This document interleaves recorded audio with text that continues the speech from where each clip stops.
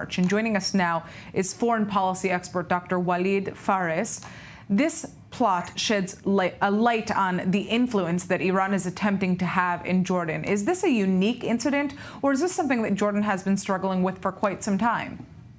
It's both. On the one hand, there is a long history of Iran regime-led actions, networking, work, including from within the Syria Assad regime in the past, to undermine the Hashemite kingdom, the Hashemite government, meaning the king and his supporters, number one. Number two, obviously, King Hussein was the first one who tried to contain this. He's the one who authored this slogan in the Arab world that Iran, meaning the Islamic regime, is trying to establish a Shia crescent. What he meant, obviously, are the supporters of these militias. So it's an old story.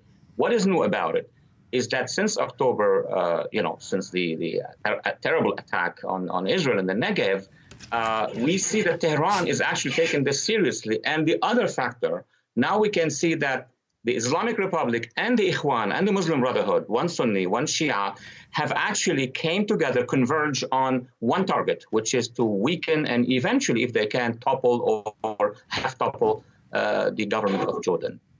Now, Iran vowed to retaliate against Jordan for its role in defending Israel during the Iranian attack against Israel back in April. Is this that retaliation, or is it just part of an ongoing Iranian plot to influence Jordanian power?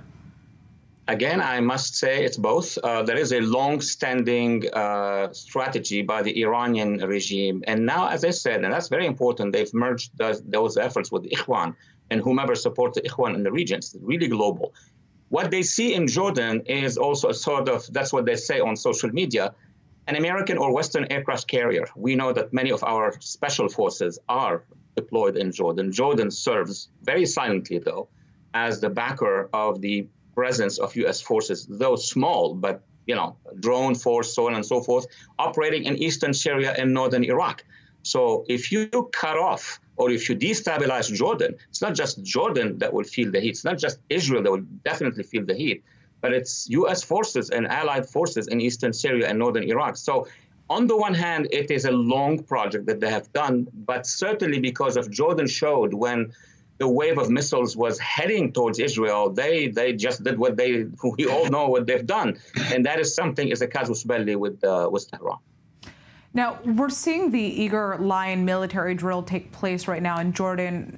That's where we're seeing a coalition of anti-Iranian nations come together to prepare for war. After the Iranian attack on Israel, would you say that it's pushed Israel closer with its Arab neighbors?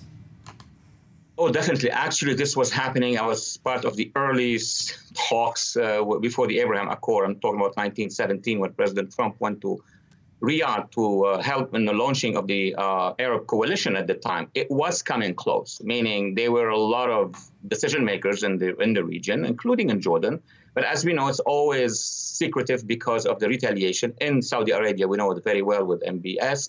Maybe UAE is the only one that goes about it very publicly. So the culture of coming together, forming a regional bloc to stop the expansion of the regime in Iran, to also go against the jihadists and Hamas and obviously the Muslim Brotherhood, that was happening. What delayed it now is the change of policy in Washington since the withdrawal from Afghanistan and since the return to the Iran deal. And we see now some sort of tension, as we all know, not just between the Biden administration and the Israeli government, but between the administration and a huge majority in Congress that has also Democrats.